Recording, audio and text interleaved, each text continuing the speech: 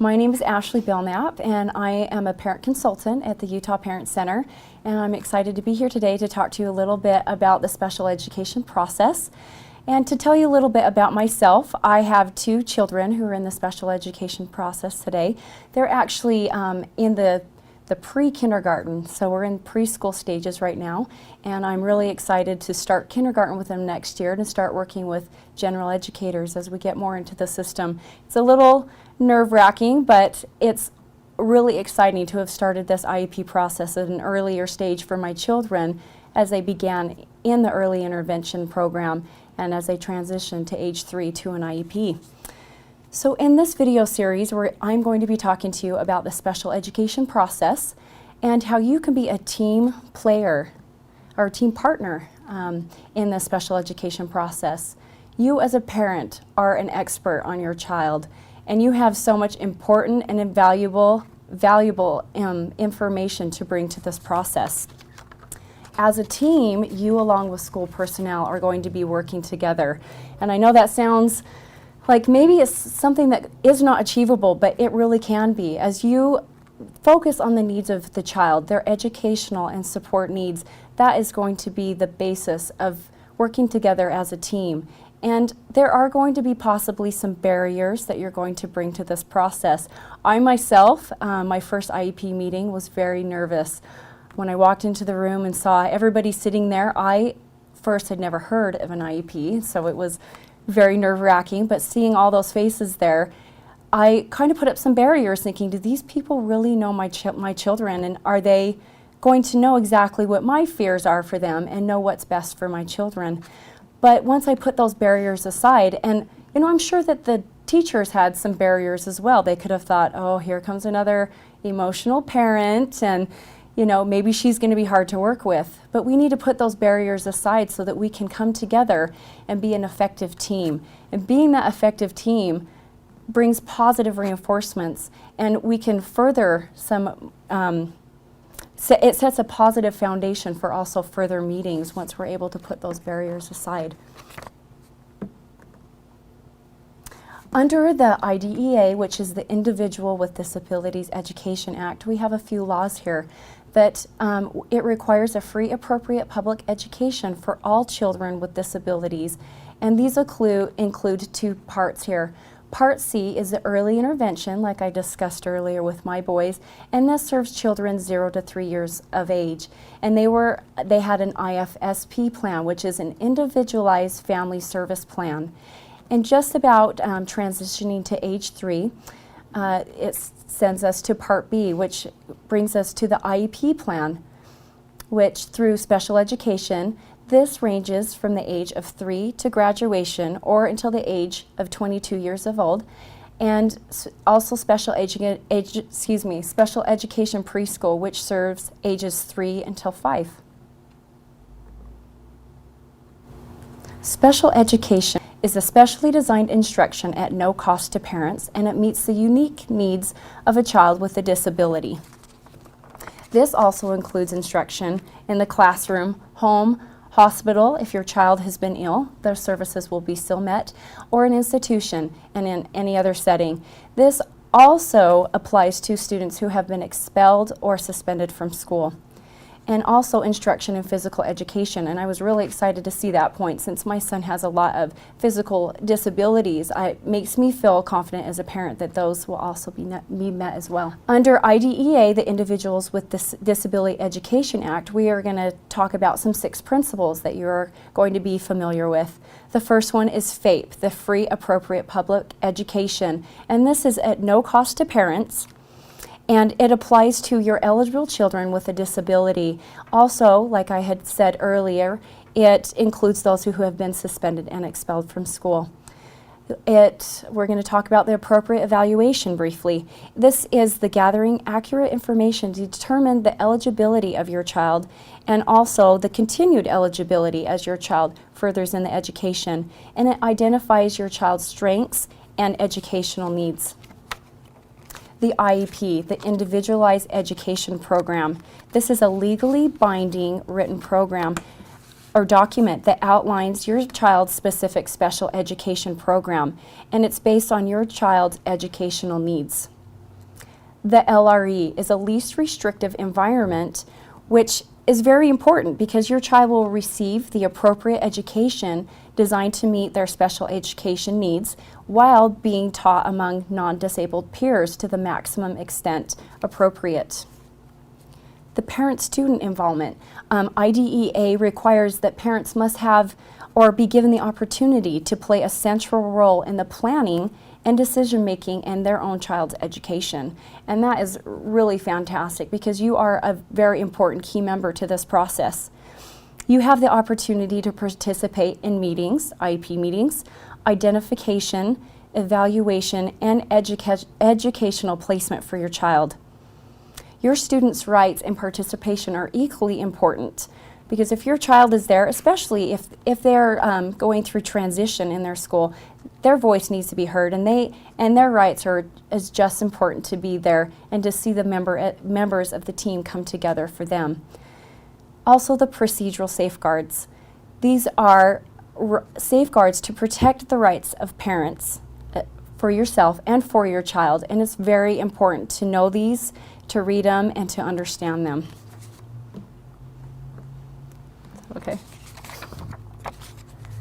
So this is the IEP process. We're going to review this briefly and talk a little more in detail as we go further into these slides. But as you can see here, the special education process begins with a referral to the evaluation to find out if your child is eligible, to the eligibility, and then we go to the individualized education plan, to the placement, to instruction, and the annual review. As you can see, this is a very elegant and logical process, and if followed, the appropriate services for your child should follow and should be the end result. So if something is not going correctly in your child's plan or process, it's really important to go back, look at this process and see where it's broken down and start from an earlier step. I'm sure as all of us parents have had to do, we've had to, find the tweaks and what works with our child in their special education program. A referral is a process of making a request for your child to be evaluated from your child's school to see if they are eligible for these services. Students may be referred for referral by teachers, the child's teacher, the principal, a parent, social workers, doctors, and others, those others who might be closely related or be around the child. So this brings us to the initial evaluation. This is a structured gathering process that leads to decisions and the classification labels for your child. It also puts into play the educational placements, specific interventions, and it helps us measure the progress of where your child is and where they're going. So a full and individual evaluation determines if your child under IDEA is a child with a disability. And it also, like I had suggested before, shows the educational needs for your child. Once written consent, or once you have that written request for that evaluation, the school has 45 days to have that evaluation started for your child. So please be sure that a written request must be made and a parent must give consent, initial informed consent for the initial evaluation. And the parent must also give informed consent for initial services. And from my understanding, if it is not in writing, if a parent does not sign that, then the process will stop. It will not further or go past that point unless you do have that written consent. Okay, making a referral and request for an evaluation. Like I suggested, make it in writing and keep copies of it so that you know exactly when that was implemented for your child. And explain your child's problem and why you feel the evaluation was needed. Share the information with school staff about your child's performance and your true concerns. You are the expert. You know where your child needs to be going. And keep the letter, try to keep it to one page and keep bullet points. It's really important to have those bullet points so that you can have a little more clarification of where you're going in your thought process. Okay, some other requirements for an adequate evaluation are the tests and evaluation materials are given in the child's native language or in their way of communication. So if your child has a hearing or vision impairment, they're going to be tested in the way that they communicate. And also, more than one test and a variety of methods are used to gather this information. Be sure that your child is assessed in all areas suspected to their disability, not just one specific area. We want to look at health, vision, hearing, behavior, social and emotional status, general intelligence, academic performance, communication status, and also their motor skills. You want to be sure that this test is measuring more than just their IQ or eligibility for services. It should be able to measure the ability, the strengths, or achievement, and not just their impaired skills. And be sure, which I'm positive this is going to happen, but the test is going to be given by a trained and a knowledgeable personnel. So that brings us to understanding this evaluation. It is so important to understand this evaluation and the test that has been given to your child. What is the test measuring? Where is my child in comparison to the norm overall? And how did my child score in subtests? I can recall sitting down with my children going over their test results, and there were so many numbers and words used, standard deviation, mean, and I just thought, am I supposed to understand these? Do I really know these? No, I don't, and I was feeling a little apprehensive to ask, but I'm so glad that I did, because, you know, they're there for you to help you to understand where your child is, and it was so informative for me to go over those scores at a level that I could understand, so I knew exactly where my child was and what my boys really needed. What can your child do and what can't they do? And what does this mean in terms of how my child learns and how they will be taught? And did the evaluation assess all the educational needs? So what if you do not agree with your child's evaluation outcome? That brings us to an independent educational evaluation. Basically what this is at public expense, if the parents disagree with the agency's outcome, they can request in writing an independent educational evaluation to be done. The agency must initiate a hearing to show if the initial evaluation was appropriate for the child, or they can go ahead and approve and pay for this IEE. And I want to suggest that if they do approve it, it would be very important to probably ask the district for a list of providers for you that you can already go to, so you're sure that it is covered under that district. And if the public agency shows in their hearing the initial evaluation was appropriate, you still may obtain this IEE, but it will be at your own expense. It will not be paid by the public expense.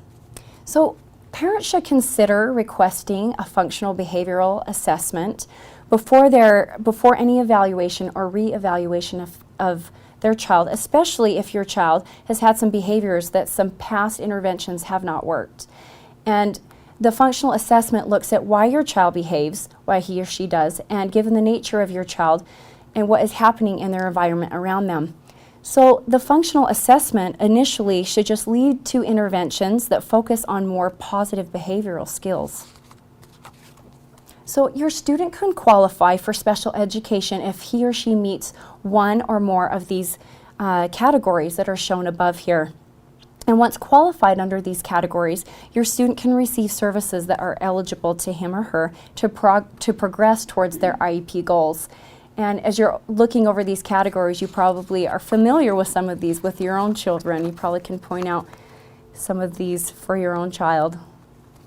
Under these 13 categories, your child can qualify under specific criteria in each of these specific categories. Yes, Linda?